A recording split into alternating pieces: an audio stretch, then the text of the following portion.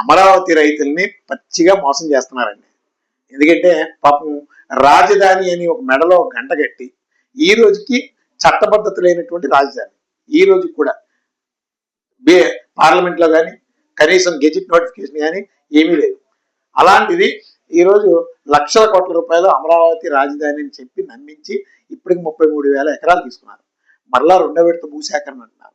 ఈ రెండో విడత భూసేకరణ అసలు రైతుల దగ్గర ఒక్క సెంటు భూమి కూడా ఉండకూడదు భవిష్యత్తులో. ఇదంతా కార్పొరేట్ కంపెనీలకి దారాదత్తం చేయాలి.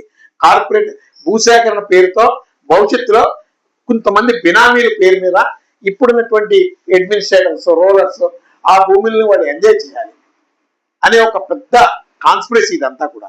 ఈ కాన్స్పిరసీని రైతులు గమనించకుండా ఇదిగో రాజధానిని వ్యతిరేకిస్తున్నారని రైతుల్ని కాస్త ఆందోళనకు గురి చేసి అందరినీ విలన్స్ కింద చూపిస్తున్నారు. వాస్తవానికి చంద్రబాబు నాయుడు గారికే కాదు ఎవరికి కూడా, పవన్ కళ్యాణ్ గారు జగన్మోహన్ రెడ్డి గారికి కూడా నిజంగా అక్కడ రాజధాని నిర్మాణం చేసేటటువంటి ఉద్దేశం లేదు. ఎందుకంటే వాళ్ళు రాజకీయ ఆలోచనలు వేరేగా ఉన్నాయి. ఆ ఆలోచనలు తగినట్టు భవిష్యత్తు. ఎందుకంటే నిజంగా వాళ్ళు ఎక్కడ ఏం చేస్తారండి నిజంగా చెప్పమనండి. రాజధాని నిర్మాణం వాళ్ళు నిజంగా వాళ్ళు చూపించగలరా? కనీసం ఇంకో 50 ఏళ్ళకైనా అమరావతి రాజధానిని నిర్మించగలరా? మేము మొట్టమొదటి వ్యతిరేకిస్తున్నాం.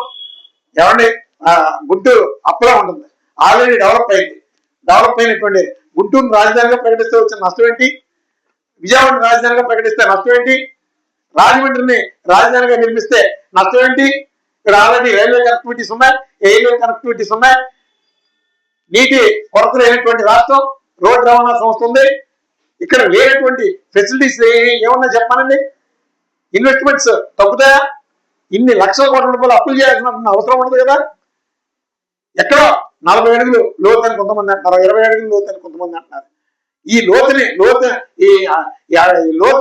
ఎప్పటికీ భర్తీ చేస్తారు?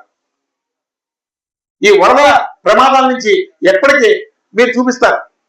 ఆల్రెడీ ఆంధ్రప్రదేశ్ లో బ్రహ్మాండమైనటువంటి ప్రాంతాలు ఉన్నాయి, ఎంతో కొంత డెవలప్ అయినటువంటిది.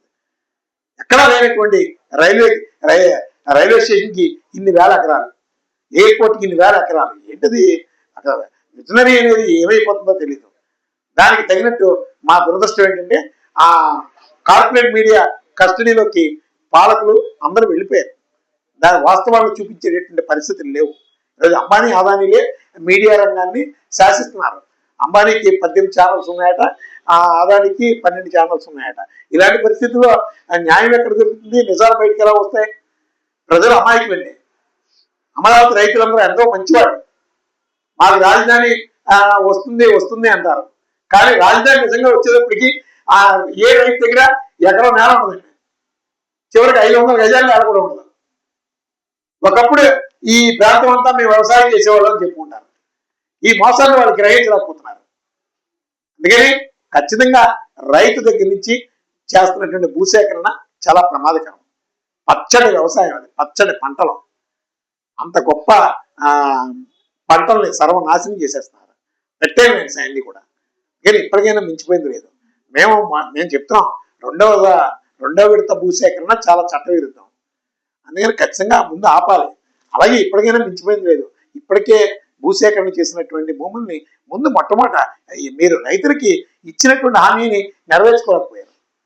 అందుకని రైతులకు ముందు అప్పగించండి. అప్పగించి తీసుకొచ్చినటువంటి డబ్బు అన్ని ప్రాంతాలు డెవలప్ చేయండి. రాజధానిని ఏది కరెక్ట్? శ్రీకృష్ణ కమిటీ అసలు మొట్టమొదట అమరావతిని వ్యతిరేకించింది. మరి మీరు చట్టాలను గౌరవిస్తలేదు, సైంటిఫిక్ ఒపీనియన్స్ ని, ఇంటలెక్చువల్స్ ని ఎవరిని మీరు గౌరవిస్తలేదు. ఒంటరి పోకడిగా మీరు ఇష్టానుసారం మీరు చేస్తున్నారు. ఇది ఆంధ్రప్రదేశ్ ప్రజల సంపద, కష్టం, శ్రమ. ఇన్ని లక్షల కోట్ల రూపాయలు పుట్టే బిడ్డ దగ్గర నుంచి ఉంటున్నాయి. 6 కోట్ల మంది, 5.5 కోట్ల జనాభా. అప్పెంతండి ఇక్కడ? ఎప్పటికి జరుగుతుందండి?